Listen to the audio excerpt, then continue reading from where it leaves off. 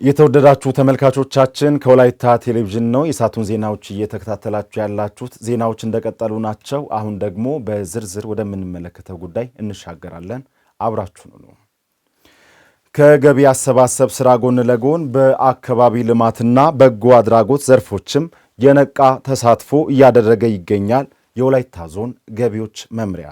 የመምሪያው ባለሙያዎችና አመራሮች በኪንዶ ዲዳይ ወረዳ ሞጊሳ ቀበሌ ለሚኖር አንድ አቅመ ደካማ ግለሰብ መኖሪያ ቤት ያስገነቡ እንደሚገኙ ነው የመምሪያው ኃላፊ አቶ ዘካሪያስ ታደሰ የተናገሩት። የሴክተሩ ሰራተኞችን በማስተባበር የተጀመሩ የልማትና በጎ አድራጎት ስራዎችን ወደፊትም አጠናክሮ ለማስቀጠል መታሰቡም በስፍራው ተገልጿል። አለማየሁ አልቶ ዝርዝር አለው። ለበጎ ስራ የተነሱ ልቦችና የተዘረጉ እጆች ያሏቸው ሰራተኞችን በማስተባበር የወላይታ ዞን ገቢዎች መምሪያ በኪንዶ ዲዳይ ወረዳ ሞጊሳ ቀበሌ ለሚኖር ለአንድ አቅመ ደካማ ቤት እያስገነባ እንደሚገኝ የመምሪያው ኃላፊ አቶ ዘካሪያስ ታደሰ ገለጹ። ለህብረተሰባችን ለህዝባችን ወርደን ማገልገል፣ ማገስ፣ መደገፍ፣ ማህበራዊና ኢኮኖሚያዊ ችግሮችን መፍታት ይጠበቅብናል። አንዱ ኃላፊነት ስለሆነ ያንንም ጭምር ለመወጣት ያንን መነሻ አድርገን ነው የተንቀሳቀስ ነው። ስለዚህ ከዚህ አንፃር ሐሳቡ የጋራ እንደሆነ የኛን ሐሳብ ደግሞ ሁሉም የጋራ አድርጎ ተቀብሎ ከራሱ ከሚያገኘው ደሞዝ ቆርጠው እያንዳንዱ ሰራተኛ ወደ 65 አካባቢ ሰራተኛ ነው ያለው። ሁሉም አንድም ሳይቀር አስተዋጽኦ ያደረገበት ሁኔታ አለ። ስለዚህ ያላነሰ ኦልሞስት ከ60 ከ50 ሺህ እስከ 100 ሺህ አዋተን እዚህ መተናል። ቆርቆሮ ወደ 40 ሚስማርም እንደዚሁ። ስለዚህ ይሄ ደግሞ ይቀጥላል።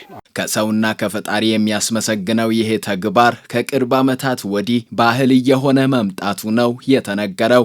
በጎነትን ቸርነትን እንዲለምዱ፣ የተጎዱትን እንዲደግፉ፣ በየመንደሩ ያሉትን ከፍ እንዲያደርጉ፣ ከማህበረሰቡ ጋር በማህበራዊ ጉዳይ በየትኛውም ጉዳይ በኢኮኖሚ ጉዳይ አቻ ሆኖ እንዲያድጉ፣ የተረሱትን ማነቃቃት፣ የተጎዱትን መቀስቀስ የፓርቲው ልማዱ ሆኖ መጥቷል። እጅግ በጣም ደሃ ነው። ልብስም የለውም፣ ምግብም የለውም። እጅግ በጣም ተቸግሮ ያለ ግለሰብ ነውና በፊት ያለችው ቤትም በበጎ ነበረች የተሰራው። ሃይማኖት ተቋማት ነው የሰሩት፣ ግን አሁንም እድሳት የሚፈልግ ነው። ነገር ግን አሁን ገቢዎች መምሪያ መጥቶ ይሄን ከ40 በላይ ቅጠል ቆርቆሮ በማምጣት የተለያዩ ቁሳቁስ ምስማርን ጨምሮ ድጋፍ አድርጓል። እጅግ በጣም እናመሰግናለን። ከዚህ ቀደም ከልጆቹ ጋር በሚያፈስ ቤት በብዙ ችግር ሲኖር እንደነበር ያስታወሰው አቅመ ደካማ አቶ ታማ ፓልታ ለተደረገለት በጎነት አመስግኗል። ትንሽዬ ቅጠል ቆርቆሮ ቤት ነበረችኝ።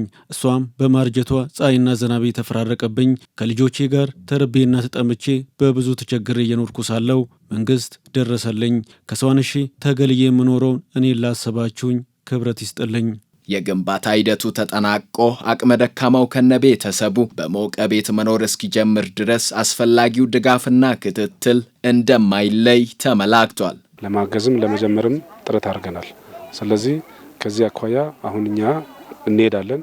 ግን ደግሞ እዚህ አካባቢ ያሉ ሰዎች እኔ ማስተላለፈው መልእክት ወጣቶች፣ የቀበሌ አመራሮች፣ ሌሎችም እዚህ መንደር ላይ ያሉ ሰዎች ከወረዳው ጀምሮ እስከ መጨረሻ ድረስ ፍጻሜውን ማየት፣ መከታተል፣ መፈጸም ይጠበቅባቸዋል። ስለዚህ ከጎን ያለው ሰው ማገዝ፣ መደገፍ ለራስ ነውና ጥቅሙም በረከቱም ለራስ ነው። እናንተ በዚህ ልክ የኛን ምስኪን ህዝብ ካሰባችሁ እኛ በሳምንታት ውስጥ ጨርሰን በፎቶግራፍ የተደገፈ መረጃ ለመስጠትም ቀበሌው ህዝብም ቃል ይገባል፣ እኔም ቃል እገባለሁ።